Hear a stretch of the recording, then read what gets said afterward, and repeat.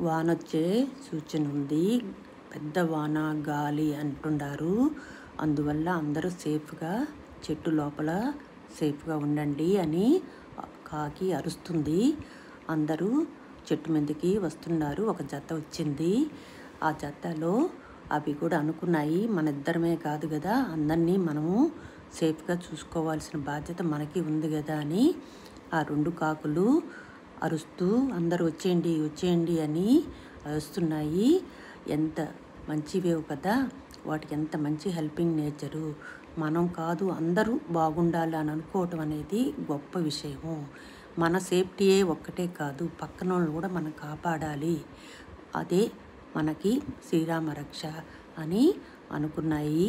అందుకనే అందరినీ పిలిచి సేఫ్గా చెట్టు లోపలనే ఉండేటట్టుగా చూసుకుంటున్నాయి. ఎంత మంచివో కదా.